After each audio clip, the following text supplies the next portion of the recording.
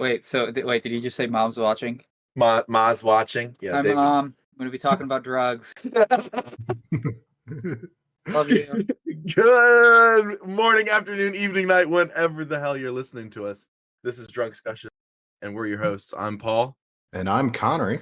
And today we have my brother is joining us. David is an analytical chemist. Traveling analytical chemist, yes. And either way, he's been wanting to get on the podcast for a minute. And I was like, you know what? What better way and day to talk about marijuana than today? So, Connery, how was your week? We didn't even talk much first. No, we've both been very busy. I've been with work and TikTok and all of that. And yeah, it's been good. So yesterday, I started celebrating the birthday weekend. And I don't know what I did. Oh, yeah, I went live. You blacked out? No, I didn't drink. We went ahead and we did a lifting. Lauren and I lifted on TikTok Live, and then we went ahead and a few hours later finished waxing my back on live. I did see that, and that looked painful, sir.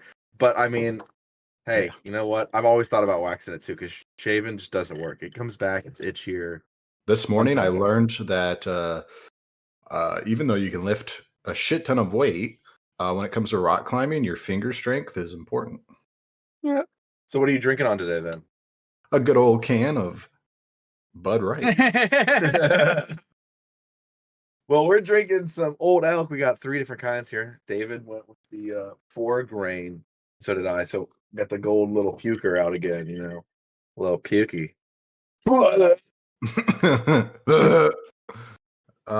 Yeah, so we got a lot to talk about today. Of course, we're talking about marijuana, the scientific background of marijuana. We're talking about a new superconductor that's kind of raising eyebrows amongst the community, and a few other things. Of course, we're expecting drunk tangents. That's to be expected. So if we don't talk about something, it means we're having a great time. But with all that being said, let's go ahead and roll set intro. 1, 2, 3. I'm a type 2 civilization hipster. Jesus is watching you, you're gonna all burn in hell. That's why Antarctica's off limits. It's just a bunch of penguins fucking each other, and it causes a chain reaction. People lose their fucking minds. Trust me, man, I've seen some shit. Nice to be in orbit. Roger, 0G, and I feel fine. You should probably go get that checked and shove a finger in your bum. You're laughing, but it's already in there. And we are back. Thank you guys so much for joining Drunk Discussions podcast. Yeah, you want to take it away, David? David Rea, the master of marijuana. Let's hear it. Wait, so what? Okay, all right. So first, I guess I'll give you guys a little bit of my background. I graduated top of class of Hocking College. Is first ever cannabis-oriented analytical chemistry degree. So this degree focused on testing residual solvents, pesticides, mycotoxins, heavy metals, microbial. You had to learn about every single thing that was needed in order to properly test and legally test cannabis in the state of Ohio, which not a lot of people know this, but the state of Ohio is the hardest state to test cannabis in due to the action limits of a lot of their things that they test for. For example, we have some things like mycotoxins and specific pesticides that are all the way as low as a couple parts per billion, where the same exact molecules in other states are 100 to 1,000 times higher than that. So we have to be a little bit more smart with the way we do our sample prep and everything like that, so that we actually get everything out of the actual sample. So that way, everything's safe. It's safe to consume, safe to inhale, vape, exactly, ingest. After college, I worked at Cureleaf, which is the world's largest cannabis company. I helped set up their lab in Johnstown, Ohio. I worked on the processing side, but I also they allowed a lot of overtime, so I would also work in the cultivation side as well. I am also a operations manager for Hot Hemp. So we currently have 1,700 plants in the ground right now. They're looking absolutely beautiful. We just had a storm, and every single one of them is send me a lot of pictures of them. It's yeah, they're almost like 5-6 feet right now. And we still have a couple more months till harvest. So these guys are going to be absolute trees this year. So do you so when it comes to you do like cross pollination and things like that as well to build the Like best genetic strains changes possible, over or- time, like you to get the best So crop yield? we actually kind of going along with the whole chemistry route. We have a specific strain, multiple specific strains of cannabis that are what's referred to as triploids. So What does how that do I mean? put this? How do I put this in perspective? Basically, these plants have an extra chromosome. So these plants, if you want to relate it to humans, it would be like similar to like Down syndrome, things like that. But it's basically genetic modification to where Connor's losing it. I'm It's sorry. genetic modification to Terrible. basically make the entire plant sterile. Now, what does that mean? Makes you Basically, what stupid that when you means is smoke it. Yeah, no. No. it actually has no effects on the looks and the taste and the aromas of the plant itself. But what it does do is it makes it unable to pollinate and unable to actually accept pollen from other plants. So not a lot of people know this, but cannabis is a dioecious plant. So they are male and female. And you can actually have a female plant that if you stress it enough, it will turn male and release pollen. It is a defense mechanism that is, millions and millions of years old in order to try to keep that species of plant alive. No shit. Man, conservatives are going to be pissed when they realize they're smoking trans weed. Yes, yes. So that's really cool. So I learned. I want to step back. You were talking about like the parts per billion and things like that when it comes to chemicals that are found inside the plants. I didn't really learn about parts per whatever until the East Palestine train derailment, when they were talking like the hydrochloride is something that's measured in parts per 100,000, which means a small amount of it is extremely dangerous to your DNA composition and a bunch of other things. So are there any chemicals that when you're testing it, you really kind of a red flag when it comes to, that even if it's a very, very small quantity, it's something that you should not take in? Absolutely. The big ones are heavy metals, and it depends on the pesticide. For instance, there are some pesticides that are way worse than others. There's a whole list in Ohio that are referred to as LOD pesticides, which are limit of detection. That is supposed to mean if your instrument is able to detect it at all, then it fails. However, there is a lot of issues going on specifically with Ohio that they didn't really say exactly what it is for LOD, so they're able to do a little bit of manipulation there. But regardless, it's still ridiculously low in comparison to everywhere else. So there is from analytical lab to analytical lab in Ohio, there is going to be different LODs because it's going to depend a lot on their analytical equipment. If they have old analytical equipment, it's going to be a much higher LOD compared to brand spanking new. Is there any pesticides or herbicides that they use in the industry now where it's not like a non-toxic and it's not a problem for it, or is that like not exist theoretically? Because like you can wash a fruit and vegetable of pesticides and things that preserve it off. You can't really wash your weed.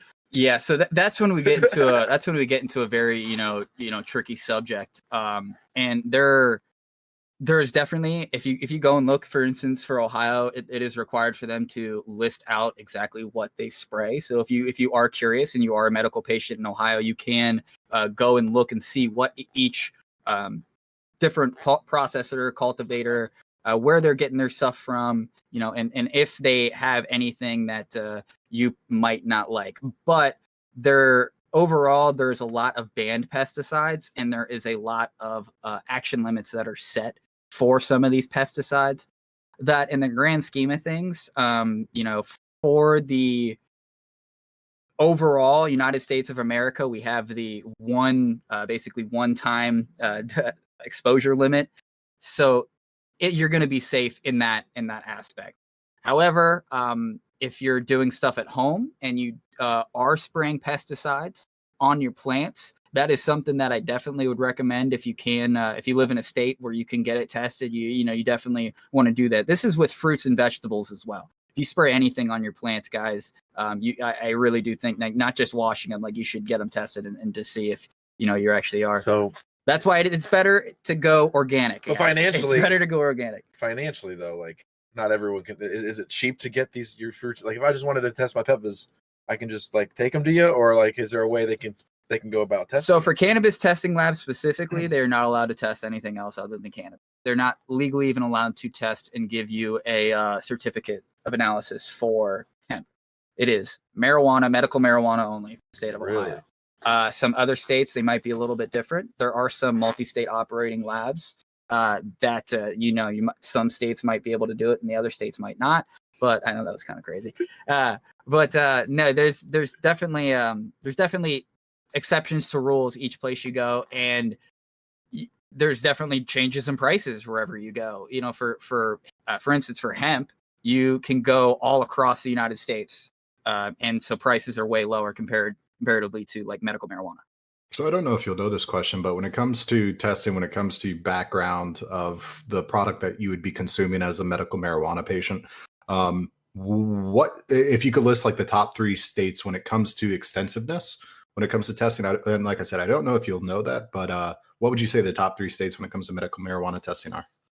So, in my personal opinion, every single state needs to step up their game for medical marijuana testing, including Ohio. I do think that there are some, crazy action limits that we have to do that I think need to be addressed, but there's some other things that we should do to address quality that in my opinion, are not, set in stone, and it really depends on where you go as a processor or cultivator. But as far as the most strenuous, most strenuous testing, that would be the state of Ohio. But you have to realize even though we go much lower action limits, we do not test, for instance, as many pesticides as California. Really? But we go way lower from the California, pesticides that we do. Yeah. For instance, one of the pesticides we talk about, like cyfluthrin, we test, I believe it's like 10 parts per billion is what we have to get at. And wow. cyfluthrin is an isomer, so you have to basically split those all up. We can get into that later. But the same. What does that mean? Like when you have to test it like that? So an isomer is basically, it goes along with the structure of the actual individual molecule. So you can have a molecule that, let's say, it has 5 parts to it, like a hand, and then you can also have it flip-flopped, right? That structurally is different than this one. Even though they're composed of the exact same things, they structurally are different. Then you also have to add in, what about isotopes of elements, guys? Because like there's different types of carbon. There's multiple different types of carbon. That also means so there's multiple different types of shit that you can get into. One's an inline pip slap, the other one's a out of line. Backhand, yes, yeah, correct. You get the front hand and the backhand. This is probably the most by chemistry as well back in the day. Yeah, this is probably one of the most educated guests we've had on. So far. Yeah. Yeah, geez. All right. And we haven't even started talking about superconductor. I know. Yeah, I'm excited for that part. Huge news on that one. But all right, so when it comes to back to cannabis. Let's talk about like the machines and stuff. Like, are they massive? Like, are you using like huge computers or something? Or are you having little tiny like microscopes and stuff like that? That's another thing. It really depends on where you go. For instance, like California, I'm not gonna lie, guys, not to like throw shade at California labs or anything. You guys are doing great out there, but the overall like processing laboratories are gonna look way different comparatively to some other states and some other countries. For instance, if you go over to Europe, medical marijuana labs are literally the cleanest thing you guys have ever seen. Everything, if it is metal, it has to be polished stainless steel. So like, and it has to be, there's like crazy ridiculous cleanliness laws. Like for instance, I got to look at a extractor that the United States model was like $40 million.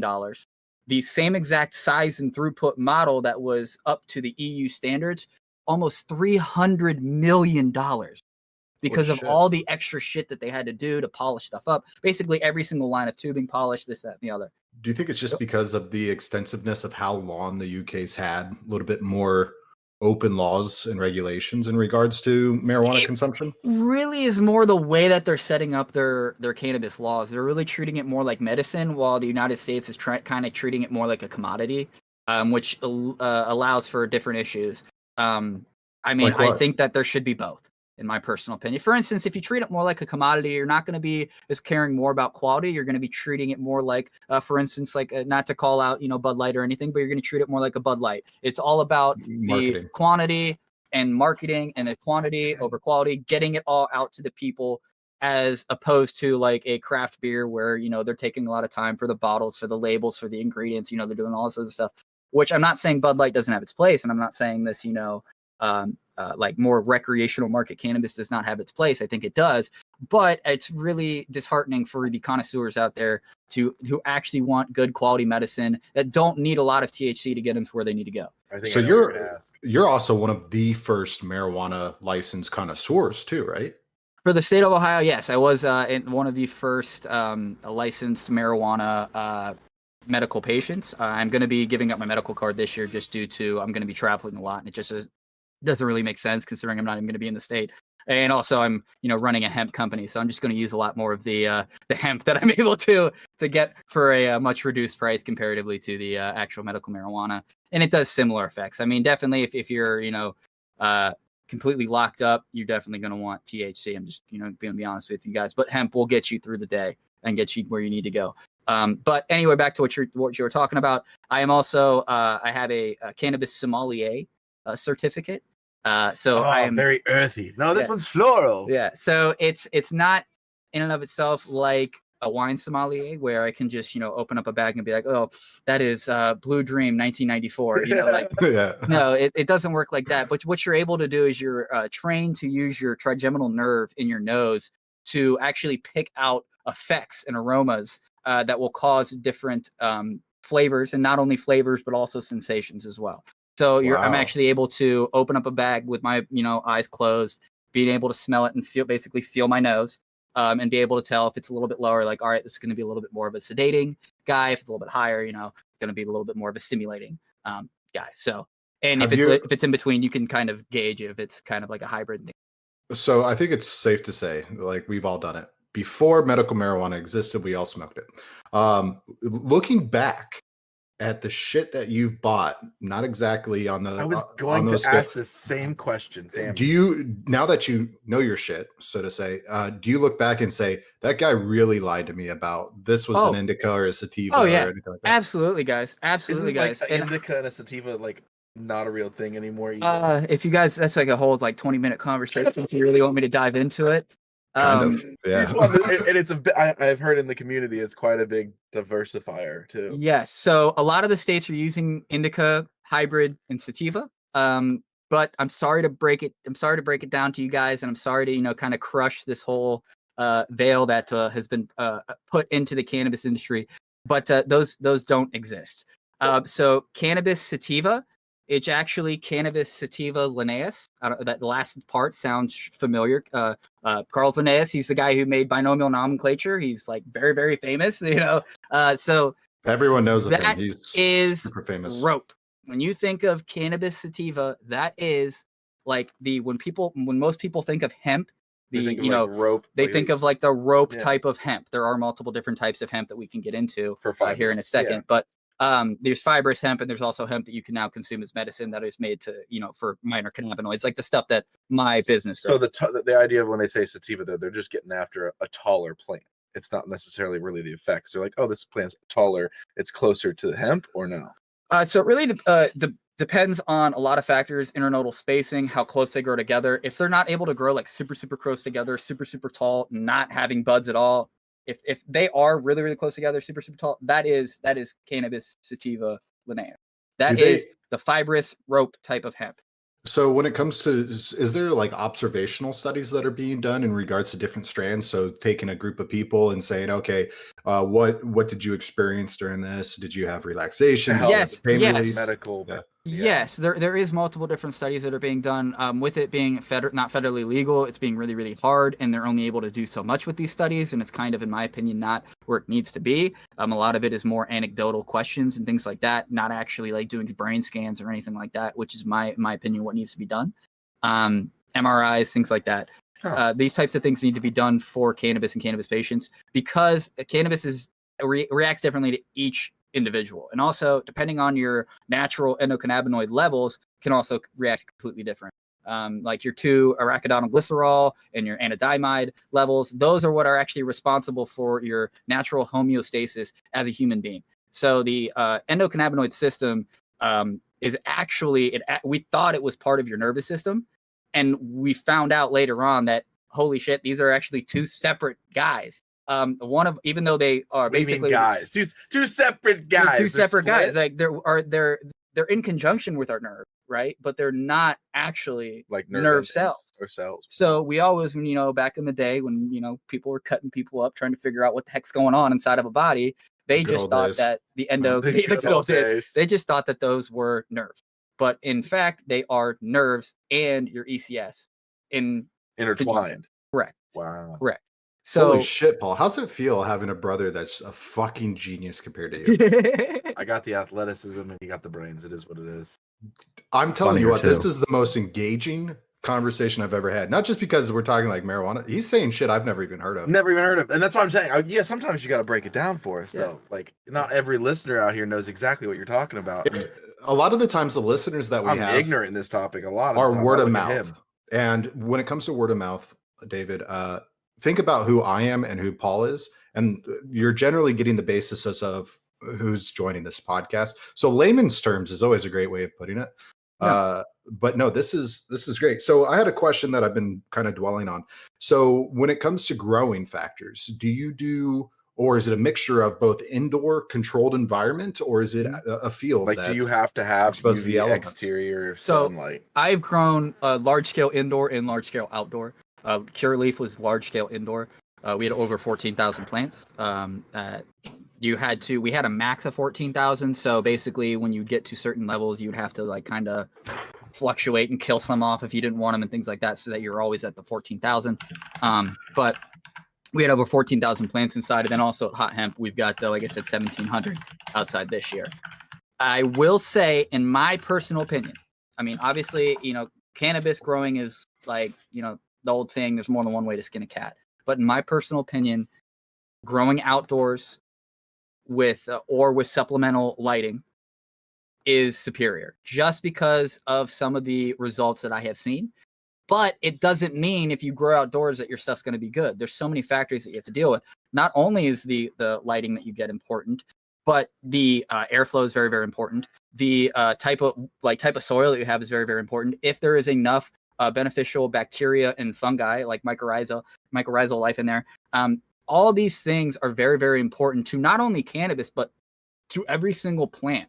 And that is why you see online some of these people that have these, massive pumpkins and they do it all organically, or these massive cucumbers and they do it all organically. They're basically using a lot of these different tools and tricks that these people have found, doing things like crushing up eggshells to add, calcium back into your soil, doing different types of composts, or like vermiculture, which is actually using worms and worm poo to break down different types of nutrients and things. It kind of reminds me of like when we were back in school, they told us that, like the natives, when, the Englishmen came over and they were first immigrating here and they got together for like Thanksgiving, the natives taught them how to grow properly. Yeah.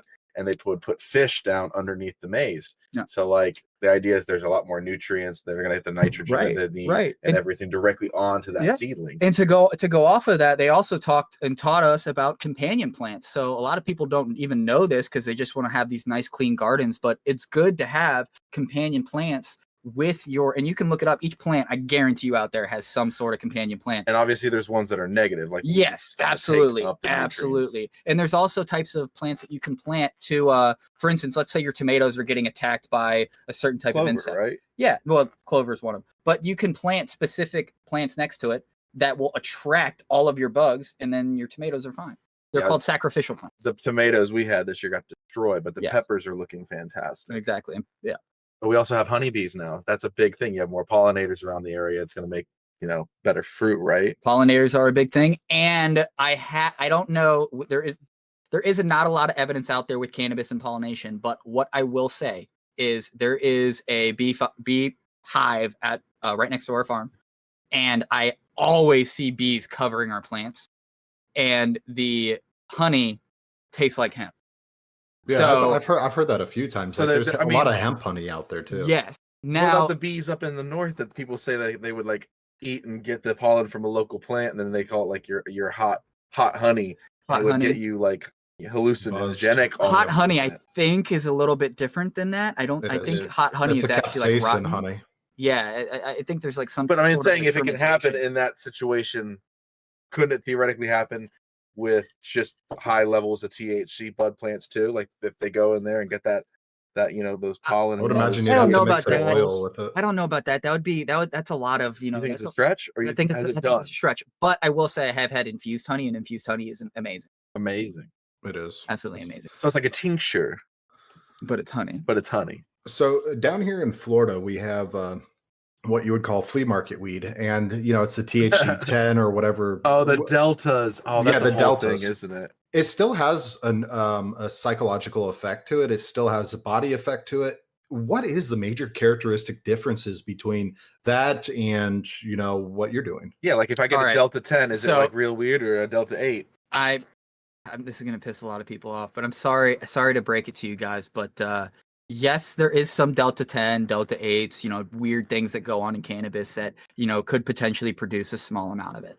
The highest Delta 8 that I've ever seen, and this isn't an oil, so this is after like we extract it and everything, It's was like concentrated. under 1%. So I'm not saying that we could potentially in the future go out and genetically modify something to produce a lot of Delta 8. But unfortunately, if you're going out and you're consuming Delta 8, Delta 10, HHO, THCO, flower, it is not actually grown that way. It is synthetically made in a laboratory. Is that what that is, Connor? Did you get that side of the road weed cart? No, I bought this at the mall. Yeah. Okay, And you so guys here's my need to be question very, next. very careful I was gonna of say, these. How are these secondary carts? Like, have you got to test some of these black market Yes. carts and see what's inside of them? Yes. And shit, I have to, because I have signed NDAs and things like that. So I can't really necessarily tell you exactly. But Get them drunk. is- Get them drunk. No, I'm kidding. Get them drunk. there is definitely we need to look into that part of the industry. But the problem is not necessarily what we're looking at; it's what we're not looking at. Is it like a lot of these proprietary products and stuff added into it, or not is it just necessarily pesticides a and lot of herbicides? no, not even necessarily that. A lot of these people, they're either taking CBD and using super strong acids and super strong bases and different molecules to literally rip stuff off and put stuff on. And that's really what I'm getting at. Synthetic is- marijuana. Yes, we're only testing for We're smoking K2, dudes. Yeah. Some spice. Yeah, We're smoking spice. that you guys are it's consuming synthetic cannabis. Yes, but it is Oh. basically Oh, there's also other ways where you can not even use cannabis at all, which that part scares me. isn't that with terpenes? You can use toluene, and actually using different chemistry, you can create Delta 8 and Delta 10. And if you guys are getting carts from China, it is not only legal, but it's kind of, Shady. I mean, when you're making a shitload of money, it's bad interest. and they also have the pharmaceutical capabilities, I'm not, saying that they're making shady carts, but I'm saying they're making shady carts, it's So- definitely happening. Is So, part again- of your NDA the Wuhan virus in this, or like No.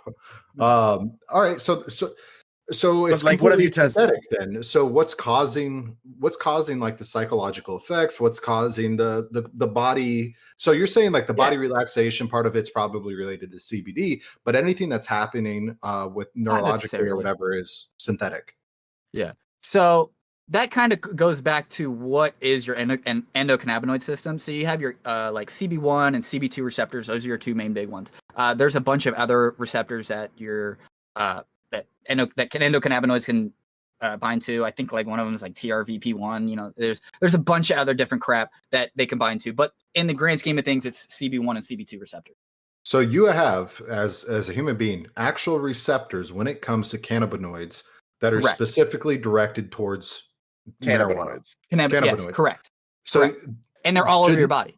genetically, or not genetically, The stoned ape theory was right. so essentially human beings have written their DNA over time, I would imagine, right? Not just humans, almost all mammals. Actually, all mammals have endocannabinoid receptors. Really, all of them. Well, we haven't necessarily found every single, But for the majority of the time, when we basically test every what single one we it. find, and we test to see if it's got an ECS system. It does. That is fascinating as shit. Yeah. So like whales, we did whales have an ECS. So whales we're out there high. getting whales high. You theoretically, if you had enough THC could potentially get a whale high. Is there a There formula? also could be a lot of other side Hold effects on. that could Wait, potentially happen. Paul. Hold on, Wait. Paul. hold on. Is hold there a on. Can I- formula to calculate how much body mass per you would need? Yes. Okay. Have you done the math to find Yes. out? How much? Well, do you remember it? So it's about 5 milligrams per kilogram. Okay, so how much How much is a how many whale kilograms weigh? is a whale? Well, are we going like blue whale, or are we just going like a freaking, narwhal? All right, let's get back to it. Well, I'm starting to get a Okay, little no, bit of a buzz, here's my so this is question. going to So, like, sidetrack a little People bit. always say that they get their dogs high or their cats high. Or You something, can, like, yes, get your or like dogs and cats high. catnip. Is that true that like catnip acts and reacts the same way with those kind of felines as like us smoking marijuana? Or, No, actually, catnips reacts the exact same way that cocaine does for the human brain. It That makes releases sense. dopamine and Makes serotonin, sense. That totally which is makes why they sense. kind of can freak out. Yeah. And their pupils Wow. dilate. So that catnip for cats does not react like cannabis. However, they do have an endocannabinoid system, and So if you you can give get them, your cat high. you Good to know. can get your cat high. Do you- That's abuse. Your dog high. Just letting you guys know out You there, got like my that is dog. abuse. So wait a second. You can put your cat on speed, and that's completely okay. But the moment you give it relaxation benefits, it's animal abuse. Right. Correct. Okay, cool. Correct. Cool. That is the way they look at this. Yes, but they That's do awesome. have hemp for your dogs and things like that. Hot Hemp actually produced a CBG dog treat that is made out of freeze-dried chicken. Look it up, CBG, guys. what It is is that? fantastic. So CBG is cannabigerol. It's actually referred to as the mother of all cannabinoids. If you guys can go ahead and look up online the actual endocannabinoid. I'm not sorry, the endocannabinoid, the phytocannabinoid breakdown. They all start from CBG and then they get added to, and then different things happen. Light causes this to happen, degradation, all these other things happen to where they will break down into other molecules. So like for instance, THCA, that comes from CBG. CBN, which is basically the very, very end, not the very, very end, but basically the end as far as we're concerned for endocannabinoid purposes for cannabis, that starts with CBG. So Really? yes. So Is there any that specifically have the most like information and credibility to like actual like medicinal uses or properties right now that are like striding in the medical side, or is it more just for specifically like pain relief only, you think? So it's actually a little bit of everything, man. That's the good part about the endocannabinoid system, because it does so much. You're able to not only use it to target specific illnesses, but you're able to use it in conjunction with other medicine to help out with illnesses. So, for instance, there's a gentleman right now who I'm giving a lot of CBD and CBG to, who it has blood cancer, and it is helping him out tremendously. He's basically, Wow. it's in conjunction with chemo, and after his chemo, you can tell like it's hitting him hard, and he'll go and he'll literally drink a whole bottle of tincture, and 15-20 minutes later, he's not back to 100%, but he's definitely lively. Can eat food. can eat food, can drink water, and things like that. Why do you think the perception of smoking marijuana, right, is so negatively frowned upon? Yeah, I mean, let's be honest, it is progressively. No, it's actually before that. If you guys really want me to go war on into it, drugs. I would like that. Yeah. This asshole called William Randolph Hearst and Harry Anslinger. They are Say the that reason. again? Wait. William Randolph Hearst and Harry Anslinger. Anal slinger. Yeah. Ant slinger. Anslinger. Slinging slasher. So these assholes actually are entirely responsible for the victimization of cannabis. They are basically, what happened is Anslinger went to 30 different doctors and said, "Hey, I need you to find something bad about cannabis." Everybody came back and said nothing's wrong with cannabis. Cannabis is a good medicine. I've been prescribed for years, hundreds of years, this, that, and the other. What He was the then time frame of these did the two exact people? same thing and said, I need you to find something bad about marijuana. What was the kind of the time frame that this all happened? Like So this was during Prohibition. So basically, Anslinger and Hearst were really, really big into the Prohibition. That was literally their job. They were like head of Prohibition. And also one of them was really big in Congress and everything. And that was like what was the whole reason that he was getting elected, is because he was saving the community, saving people from alcohol, this, that, and the other. But when Prohibition ended, he didn't have a fucking job anymore. So he needed something to do to basically continue himself. So he basically said that, all African Americans were smoking marijuana and raping people. And they said the same thing about the Mexican immigrants that were coming over a lot more at that particular time. And that's the whole reason why they called it marijuana, is because marijuana was a term that a lot of the people from Latin America used, because it's actually a beautiful word. A lot of people demonize it now, but it's actually a really beautiful word. Way back in like Spanish occupation, they were marijuana was part of their rituals, and they completely said, no, it's done. You have to basically believe in Christ, right? So they called it marijuana and Mary Jane, like the Mother Mary. So that way they would say like, oh, if anybody would heard them overhearing them talking about it, saying like, I need Mother Mary, things like that, or we're gonna go and pray to Mother Mary, things like that. The conquistadors wouldn't just fucking kill them, because it was illegal to practice their religion, and that's, they would still use cannabis as their basically their religion. Yeah, it's actually a very, very beautiful word. So do not demonize the word marijuana. It actually even though they tried to ruin it in the 20s, 30s, and 40s and so on, it is actually comes from very, very beautiful origin. So please do not demonize the word marijuana. That is holy shit, dude. You've given me like 32 different popular TikToks right now. So we're gonna break this down a lot. Yeah. So, okay. So you both have heard of a regulation that just went into effect where it makes it a lot harder. No. To essentially attack people for practicing religious freedoms and things like that in the workplace. So for the listeners, just say you're praying Mary Jane when you go out to lunch. Yeah. No. So that's incredible. I didn't know that history at all. That's awesome. All right. Because Harry Anslinger and William Randolph Hearst actually eradicated all of that history. Isn't it true? Like, I remember hearing about this long ago, that like one of the studies that they used when they were bringing it up as a bill was a study of where they were using like capuchin monkeys and like filling their almost like they were stuck, like their heads were in a vacuum and they would just fill it with smoke, and then they died from suffocation. Yes. Not from the weed. Sorry, it's disconnected. Over an ounce of marijuana per tiny monkey. An ounce to a pound of marijuana was combusted, put into these monkeys via gas mask, and they literally suffocated to death. And that's what they use since the 70s as the main thing that, hey, marijuana is bad. Yeah, they'll kill you. And Dare actually use that when they first started off. Of course they do. They take the extremes of something and they... This sounds so bad, and it hurts me. They politicized it, is what. How many monkeys do you think? Like, how many monkeys was it? Did they ever release how many monkeys? How many monkeys jumped off the bed high? Guys, I hate to break it to you, but there's literally on a daily basis, there's millions of mice that are killed in the name of science. Thousands and thousands of monkeys. There's specific breeds of like beagles that are, literally just for scientific purposes. Rabbits, all different types of things. It's sad, but it's kind of unfortunately one of those necessary evils. Before they... So you believe in this? You think it's... I don't necessarily believe in it, but I will say it's a lot better than just wrangling people up off the street and just injecting them with shit, which is what people would be forced to do. PETA's in the chat. Yes. No, and PETA works alongside with these organizations so that they, humanely treat these, different animals. Yeah, and they're treated like gods to the instant that they're... Yeah, and there is different laws, rules, and regulations on how you it's called SAC. It's a term shortened for sacrifice.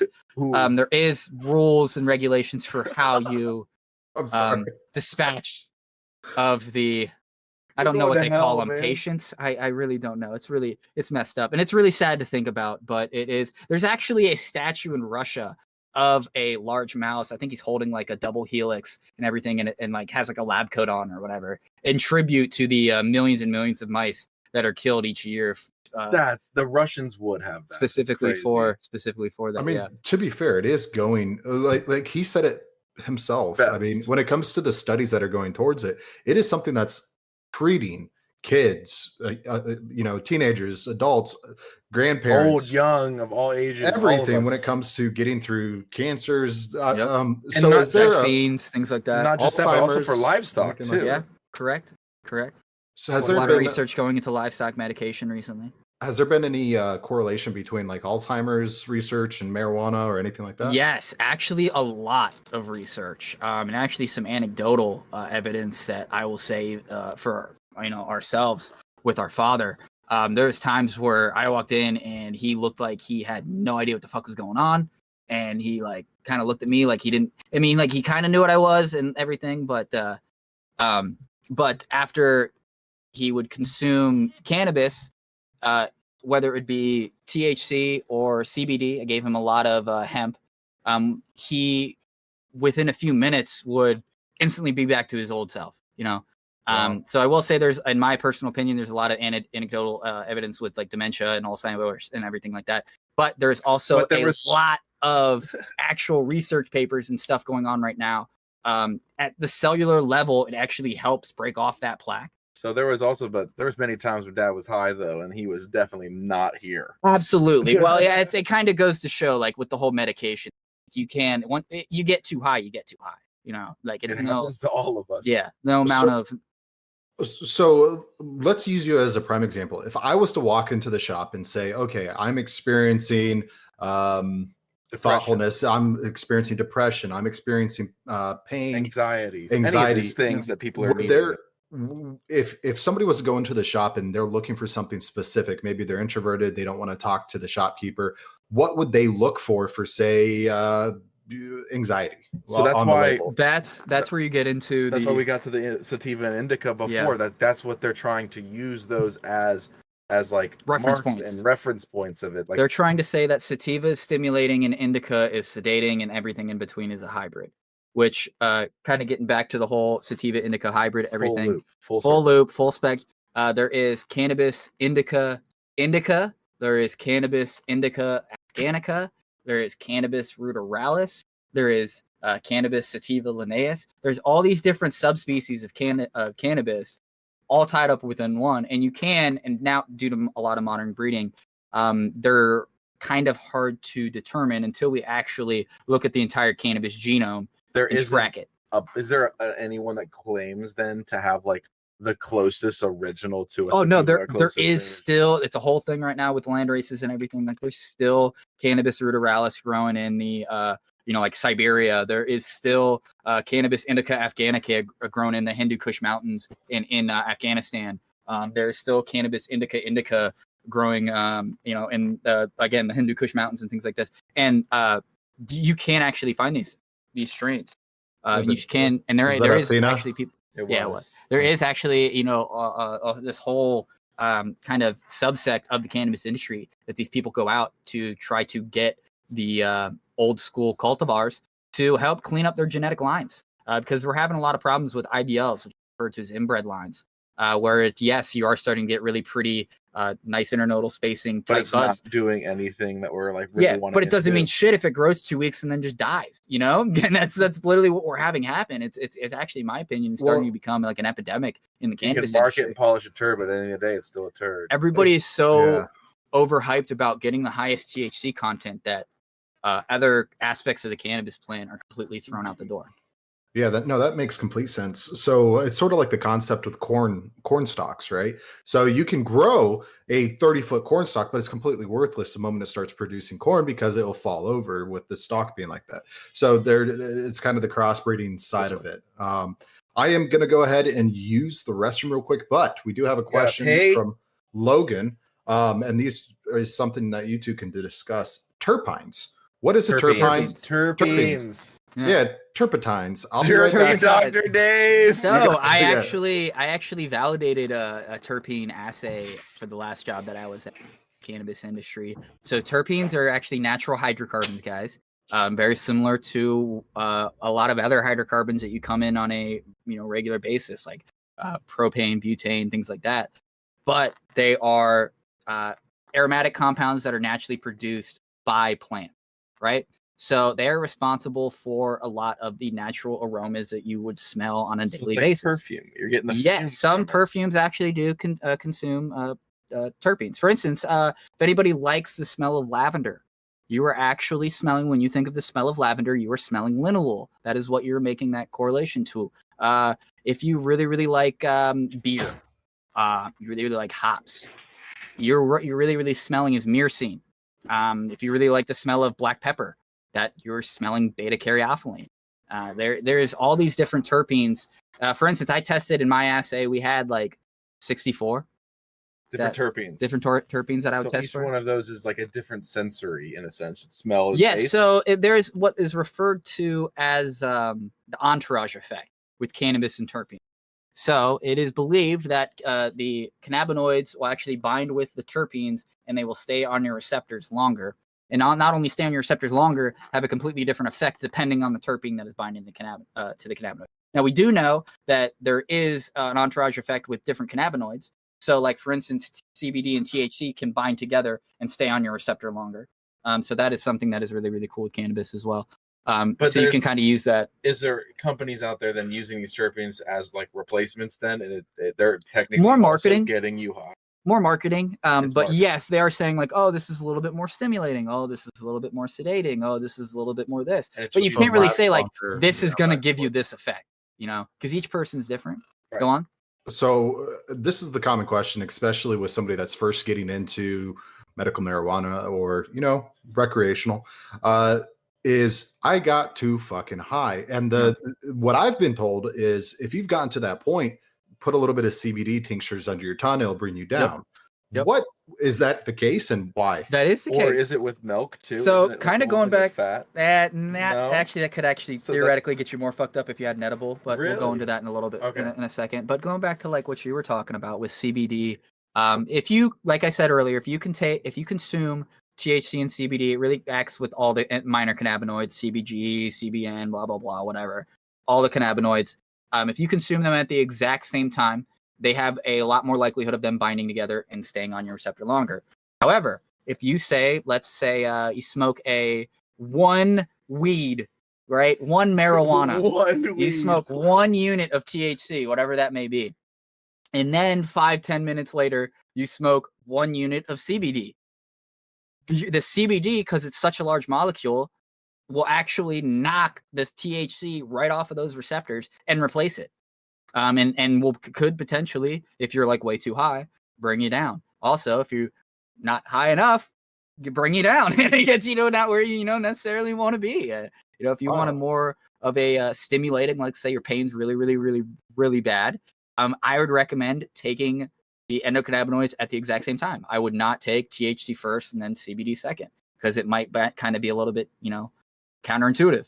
One thing that I've experienced when I've walked into a shop is I ask him, I'm like, hey, I ask hypothetical questions just because I like, screwing with salespeople. And this kind of brings in the sales tactic. Do you think that salespeople or just the people behind the counter, when it comes to new people trying a product, that they're like, yeah, you need this, and next thing you know, they're taking 100 milligram gummy. So if you were to tell somebody, hey, this is what you should look for if you're just starting off when it comes to edibles or tinctures or smoking, what would you say? Is there this is a safety good measures starting? In a sense? Like if you're starting out, is there things like if you're starting out, my biggest recommendation is get a low milligram, especially with edibles, because it's when you are taking an edible, you are not consuming THC. What is actually happening? Decarbed. It is decarb, yes, because it Wow, needs to be Connor, activated. Congratulations, you are you are consuming THC, not THCA. Cannabis only naturally produces THCA, which is the acidic form. And in order for it to go onto our receptors, we have to do what is referred to as decarboxylation, which there's a carboxylic acid at the end of the chain that you need to break off in order for it to bind to our receptor. That is correct. But what the fuck were we talking about? It's decarboxylation. Yeah, it might be decarboxylation worked well. But no, so like when someone starts into it and gets into it. Oh, yes. You Back to go what to I'm talking you're about. going to the store for your first time. Some people are freaked out. What do you some people are, recommend? like excited, Yeah. like a kid in a candy You store. need to take whatever, like for instance, if it's a gummy, you need to chop it up into smaller sections and consume it in a smaller, because you don't know how it's going to affect And how you. long would you wait? Because like some people are like, oh, I waited 45 minutes. 4 hours nothing at happened. least. 4 So hours it is apiece. completely different. If your body is not used to it yet, you might not even get high the very first time you consume it. And I would also, imagine guys, your body fat percent plays a part into it. exactly. Exactly. Because it's very acidic. What the No, fat is. it's lipophilic. Yeah. So it's lipophilic. It likes lipids. So it's Fat hydrophobic. attracted. It's one and the other. It doesn't like to the water. milk. Then I've always heard I remember in college, I had this guy who was like, I looked like to another older brother in a sense, and he'd be like, "Hey, when I was too high for smoking for the first time for real, and like really smoking, he'd be like, "Hey, drink milk, it'll sober you up." It doesn't do that. So there's a lot of things that are in milk, so potentially it could. There could be something else within everything else, but I will say it is very fatty, and if you let's say, consumed an edible, it could bind to that fat and get past your blood-brain barrier just a little bit quicker. So it might actually make you a little bit fucked up depending on what you got going on. But potentially, yes, it could potentially do it. I will say, actually, it seems very counterintuitive, but there is a lot of science behind this. Alcohol. If and this kind of goes back into what I wanted to talk about a little bit earlier. There is a difference when you consume an edible orally. When you consume it and you actually ingest it, it is going through your liver, in the glucuronidation process, and it's actually getting converted into what's referred to as 11-hydroxy THC. It is anywhere from 2 to, some studies are saying, up to like 20, 30 times as potent as THC. That makes For sense. psychoactive. Yes. There's been people that I've hung out with, and they strictly are edibles, and then a friend would bring a joint into the party, and they're like, this is nothing. This is They're like, because they're I'm so used to the edibles. 11-hydroxy, man, like the THC and shit. Holy smokes! I've learned a lot during this podcast, and we've talked weed for an entire hour.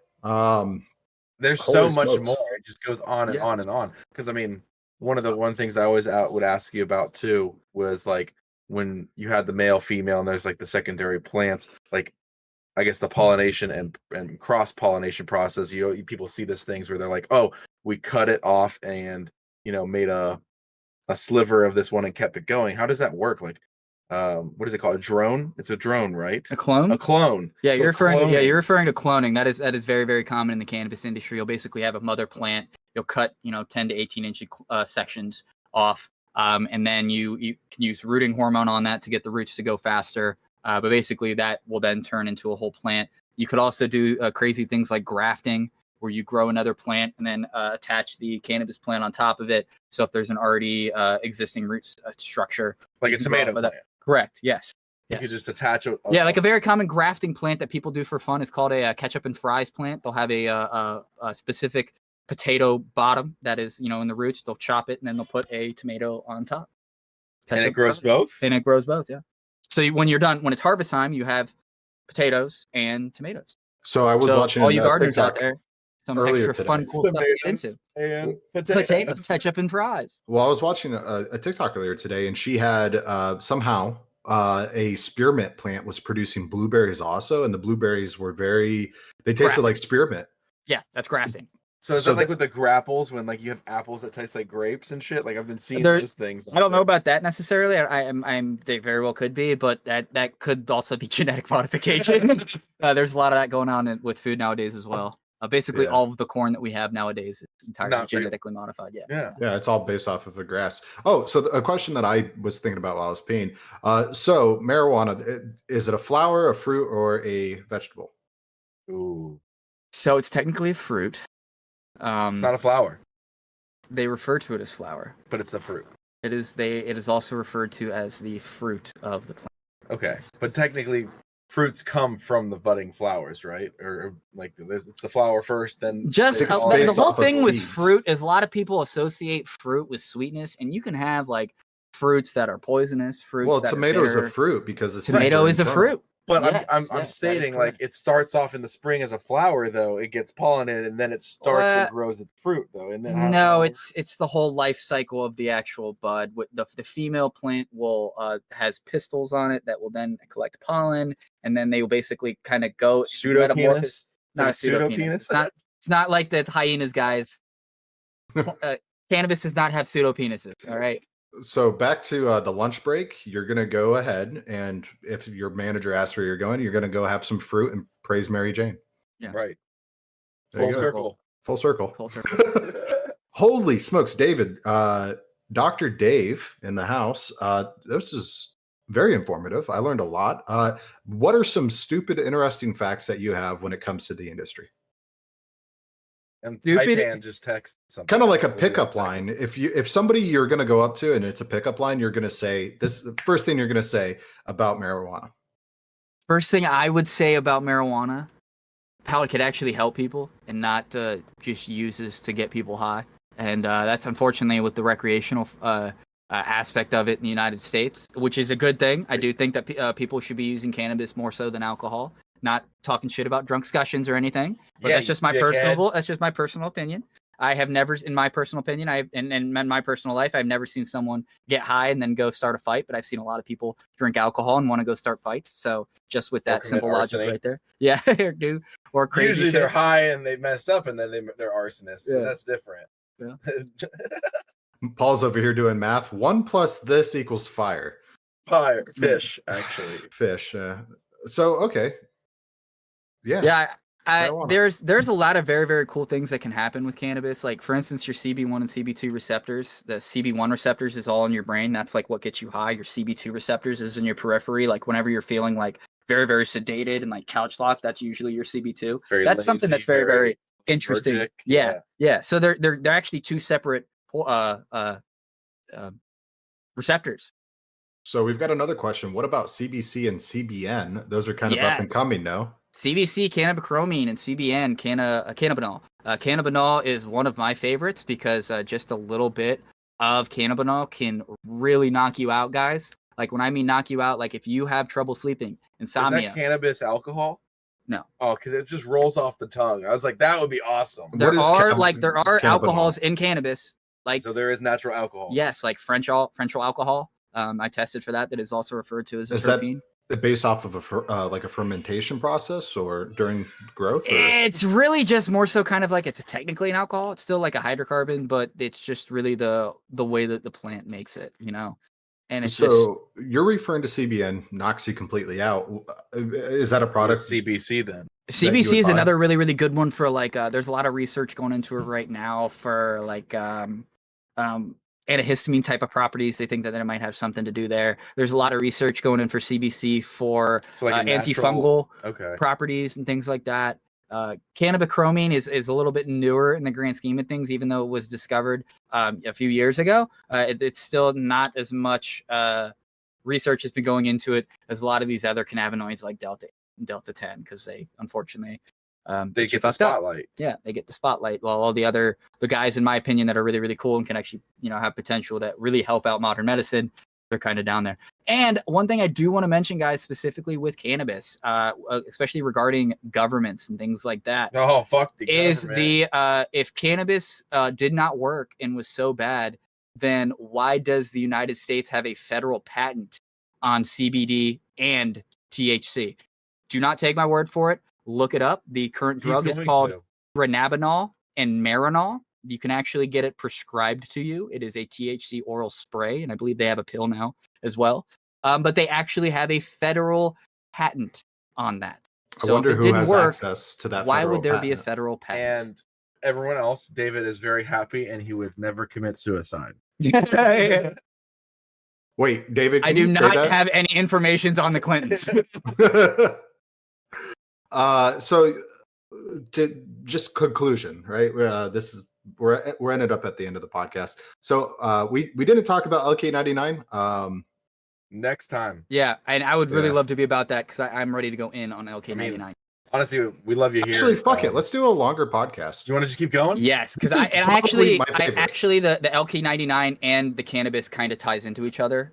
If I can start there. You take it away, dude. Take it away. So Roll with LK99 it. to kind of start off and give an introduction on what it is. LK99 was discovered, I believe it was by the South Koreans. Korea. South Korea, yeah. Yeah. It's supposedly a natural pressure, natural ambient temperature superconductor. So this is a very, very big thing, guys, for everything. Literally everything we do in modern technology, superconductors are a big thing. But going off of to cannabis and how this ties in is graphene, hemp-based graphene, actually has much stronger capabilities and sustainability for not necessarily a superconductor aspect, even though it does have a lot of superconductor qualities. It's not fully a true superconductor because it does have resistance, but it is potentially has the ability to replace lithium ion the second we find a way to produce large scale graphene.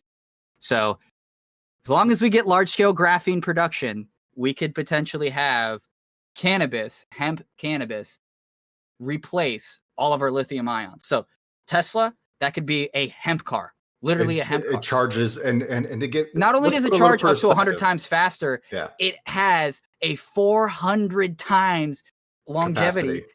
and a 500 times capacity for charging. So imagine, so let's put it in layman's terms, something that will get people excited. So imagine having a smartphone that could last for an entire week and charges in 5 minutes. Imagine having Not only that, it didn't have to take a poor child in Africa, mining the fucking lithium and cobalt. It was made sustainably right here in the great USA.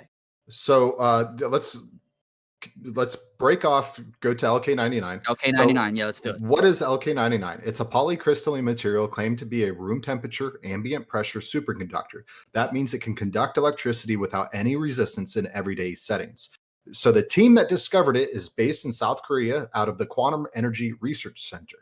Some of the cool things when it comes to potential importance about a LK99, not only being a room temperature, we've seen videos of like what looks like a magnet hovering, but that's like smoky. That's because it's liquid nitrogen. It's super, super cold, which also not only requires energy and things like that to get it to that point. This is something that's stable at room temperature. Allegedly. He so it's funny because like I told David we were talking about this and he read into it. Didn't you? Like you read through the whole article. I read through every single article, looked at the graphs and everything. And I hate to break it to you guys, not before it all starts and everything, but we have yet to been able to recreate it. But I do want to dive into on why that is. I still think that there's a lot of potential. But I will say, even in the original articles, it isn't a true superconductor until it's less than like negative 34 degrees Celsius. So it's still technically not an ambient temperature, ambient pressure superconductor, but it's the closest effing thing that we have right now, guys. And I do think that only ever happened once. Still never happened once, and it was extremely small and scale. They can't guys. recreate it. Fucking spec. And we can. Yeah. And the reason why I think we can't recreate it is because basically it's so simple. It's basically like lead, sulfur, and like potassium, and they're just kind of cooking it for like 750 degrees Celsius, and boom, there it is. Like that's the way they literally describe it in the article. The problem is the actual crystallization, and the reason I know this is because of the cannabis industry that I was in. But we had to try to crystallize THC if we were doing hydrocarbon extraction. We were trying to crystallize THC. Higher percentage, right? Yeah, it was almost pure crystalline THC at that point, and that's the whole reason why it was so sought after in the market and everything. And my personal opinion is they are not crystallizing it correctly. They're not using the correct pressures and perfect temperatures that are needed in order to perform the perfect crystalline structure. And you can actually see when you're looking at the picture of the superconductor, I wish we could pop it up for you guys. There is impurities that you can visibly see in the one picture that they have, these little circular black spots. And in my personal opinion, I think those right there are the true semiconductor. I think the rest of it is not actually the true semiconductor. I think those balls, those little spherical balls that you see on the inside of that picture, I personally believe that is the true LK99. So that's like the reaction that's happening? Yes. Dr. David over here is focused on marijuana when he realistically could be the Nobel Peace Prize winner. Yeah, I mean, and also it doesn't necessarily mean, going back to the LK99, it doesn't necessarily mean that it is a superconductor. Basically what they did is they spun a magnet underneath it, and it moved, which is a property of superconductors. If you put magnets to it, it will flow. Diamagnetism. Yes, but that's going at really what I'm getting at. It could just be diamagnetic, and if it's diamagnetic, I mean, copper's diamagnetic. It's a property associated with superconductors, but not a bunch of different metals and materials. Yes. So it very well could not be that. And also another thing that is very, very important for this, even though a lot of people would want to use it for like phones and this, that, and the other kind of normal replacement of batteries. Or? The big, not necessarily batteries. The biggest, in my opinion, after looking at its actual structural capabilities, and people are like, oh, we can use it for new MRIs, and this, that, and the other. Kind of get into that. Nuclear technology. So the biggest problem that we have with nuclear fusion right now. Oh, cold fusion reaction. Well, there is such thing as cold fusion reaction. Helion's working on stuff like that. Paul. But the big problem is we need these superconductors in order to produce this, even large scale and small scale fusion and fission reactions. In some cases, we just don't have the proper technology and the proper capabilities to do so. Helion is the closest, in my opinion, right now in relations to actual usable fusion technology. But if they were able to get these superconductors and be able to create much more efficient electromagnets, they can upscale the size of their reactors and make like multiple statewide like size operations, all from something that is maybe 2 to 3 times their current size. Their current projection right now and their current goal is to have something that can fit in like a shipping container and can be put in different sites, cities, or whatever, and be able to power things like that. But with these new superconductor technologies, we not only are the fusion reactions can go a long way, but also the fission reactions can go a long way. We can make stuff a lot more efficient. Space or smaller space? Oh, theoretically, this has the potential to make a much smaller space. Tokamak reactors require a lot of superconductors, and that's how we get a lot of our nuclear research. For instance, not a lot of people know this, but all of the plutonium that we have as a human species, we made. We've never mined plutonium because it doesn't exist. Its half-life is over from the time it was created during the Big Bang. So all of our plutonium that is on this planet right now, we made in reactors. Isn't that like that's crazy? So all the bombs why do we have some countries that are doing extensive recycling of their nuclear waste, and then we have some that are absolutely because they're smart. Because they're absolutely smart. There's multiple different types of reactors. For instance, the CANDU reactor in Canada, I could talk about it for days, but basically it's able to use natural uranium, basically uranium right out of the ground, and it's able to produce a reaction. That has been unheard of. Normally we have to enrich our uranium for like the modern like stellarator reactors and things like that, tokamaks, things like that. We have to enrich the uranium with uranium-235 and able to create a much more potent, basically energy. But with just the regular CANDU reactor with just deuterium and natural uranium, you're able to produce an insane amount of energy and you never have to shut down.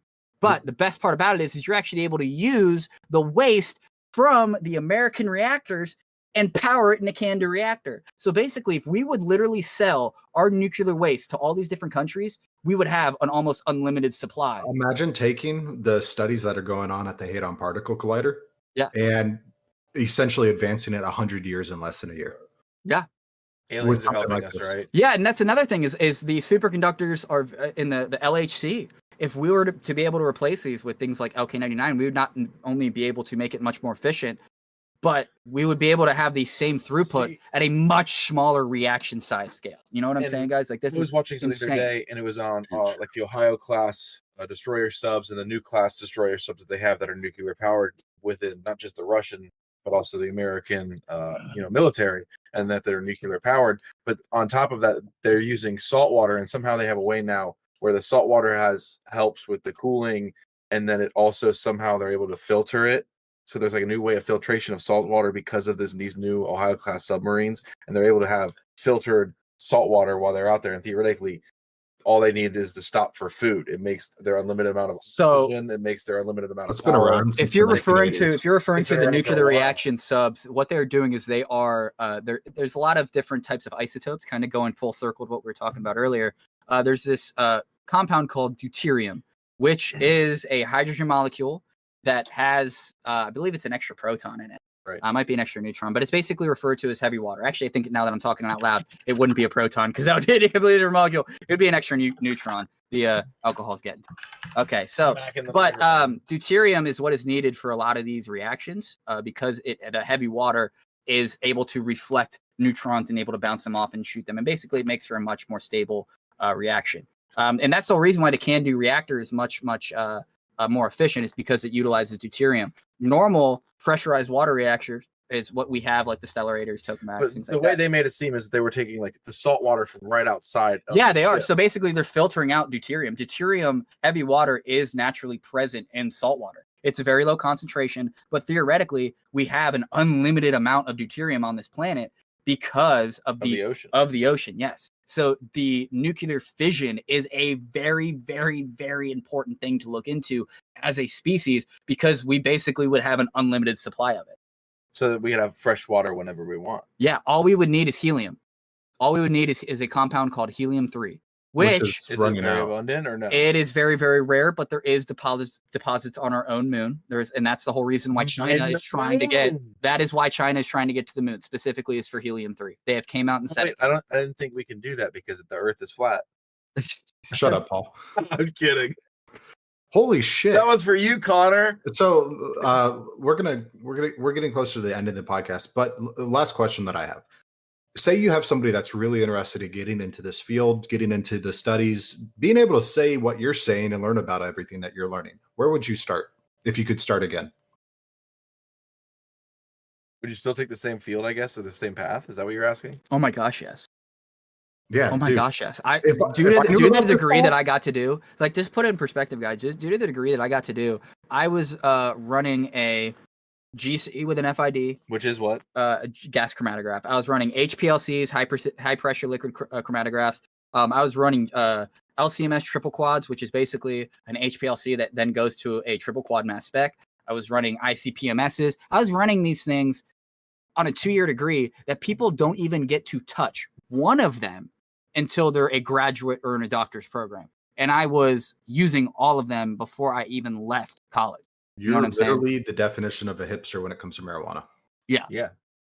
Dr. Dave, he's going for his doctorate in marijuana. So I'm trying. It's gonna That's be... what I'm going for. How many doctorates of marijuana exist? What is it really So a far, there doctorate is of none. marijuana, or is there like subs? Like I am a doctor. There is a biology, master- botany, or There is whatever. a master of science in cannabis, and that is what I'm going for. Okay. But as far as I know, there's not a specific doctorate degree for cannabis specifically. There Do you think are a you- lot of. Do you think eventually you're going to become a professor of?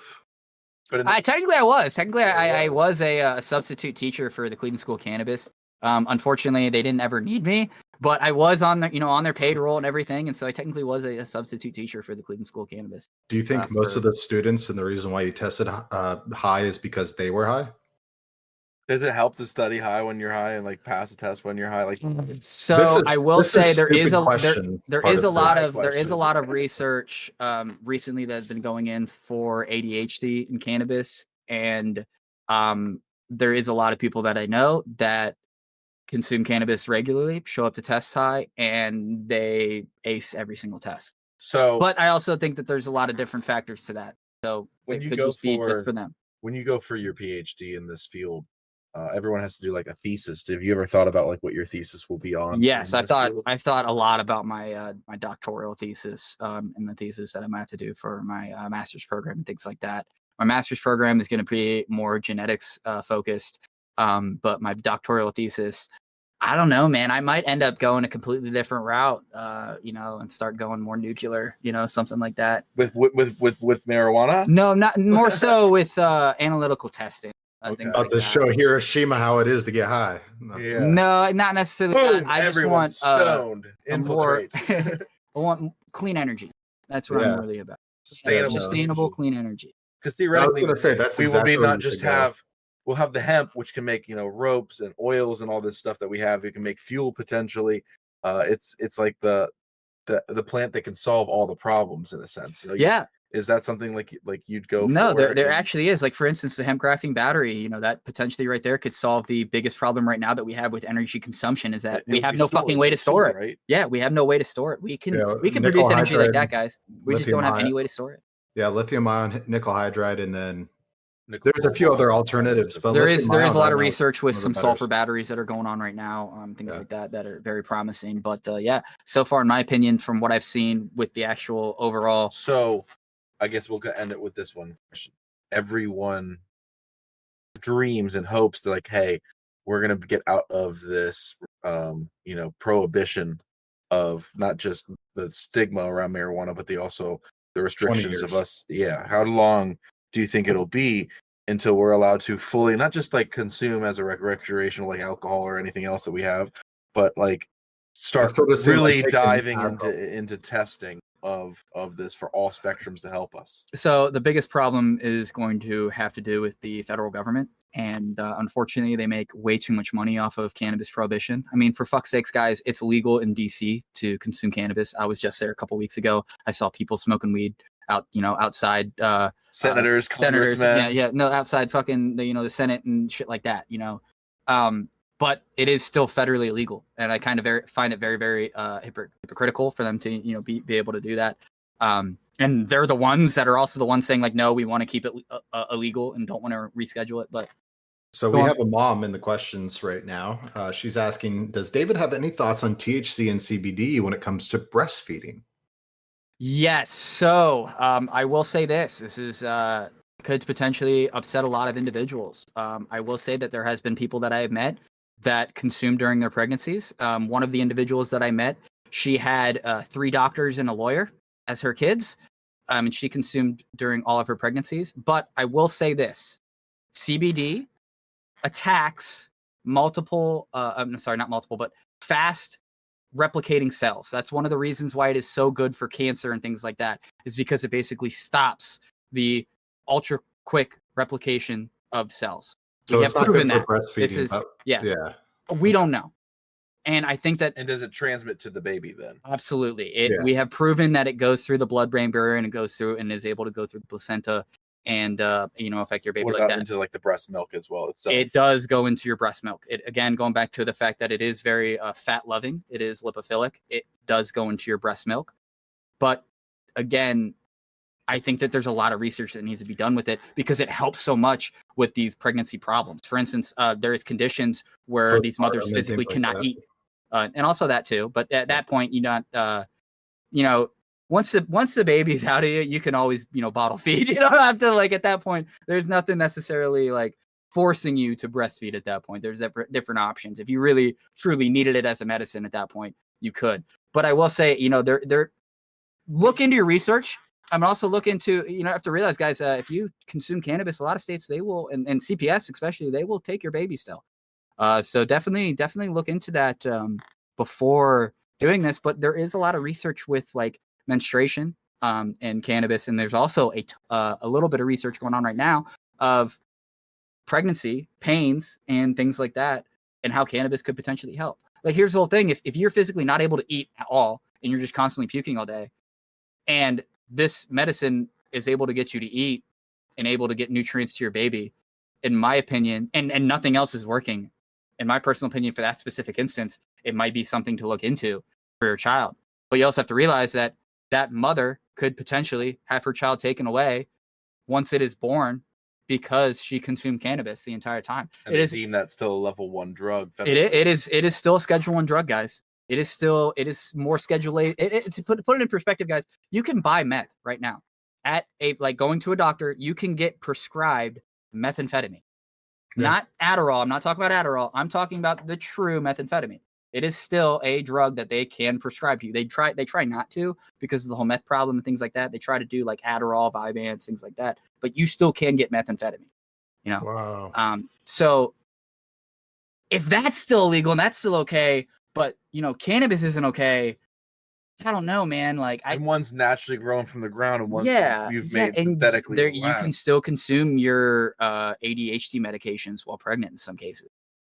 Wow. Now, has there? And there's been, I'm pretty sure there's been a lot of studies on that though, and they haven't ever come out and said like it's caused complications or problems with the child while you're taking a speed theoretically while you're during your pregnancy. It definitely has. There's definitely been a lot of studies in regards to that because it's one of I would imagine when it comes to Adderall, Ritalin, things like that. Is this child coming out and going to be like the Flash and he's just fucking zooting everywhere? Like, they have had people who are addicted to the drugs. They have had like cases where they've had like the stereotypical, like back in the day they had like the crack babies and everything. The crack babies, and they have had individuals that have had specific cases, but that's one of those things that they not really in the limelight because they're more quote unquote like specific cases, and things like that. And so I keep wanting to end this podcast because we've gone past time, but at the same time, this is the most fascinating conversation I've had in so long. This is great. I'm getting to talk about cannabis. I'm getting to talk about nuclear reactors and semiconductors, and I hope you guys have me on in the future. Absolutely. Well, the last time I was up in Ohio, you and I sat in the kitchen for a little bit talking about this, and I was like, fuck, I need you to talk about this on the podcast. I was like, this is beyond fascinating. Yeah. All right. Well, everyone, thank you so much for joining the podcast. We had a lot of people in the chat. You be sure to tune in every single Saturday, 6 p.m. Eastern Standard Time. That's when we go live on Twitch. We are looking at possibly hopping on Kick and other platforms for streaming. You can find this podcast wherever podcasts can be found every single Monday at 6 a.m. So it's a nice little podcast to start your week before you get to work while you're driving. And because of you guys, we do this because of you. So like, comment, share. Tell your friends about us. Go to our merch site, get some cool merch. We're working on new stuff and updating it all the time. And if you want to see David back onto the podcast again, let us know. You guys want to talk about nuclear reactors? Please have me back on. Please have me back on. He's the brains of the family. Next week, we might have to get him back on here again. Yeah, I'm thinking next week because I do want to get into the nuclear reactor side of talking, especially going deep diving into LK99 because I'm sure in the following week there's going to be something that happens. There's going to be big stuff coming in. It's brand new, guys. Everyone's looking at it right now, and everyone's criticizing it. Under intense scrutiny for the week. Exactly. It'll be fun to talk about. Yeah. So with that being said, peace.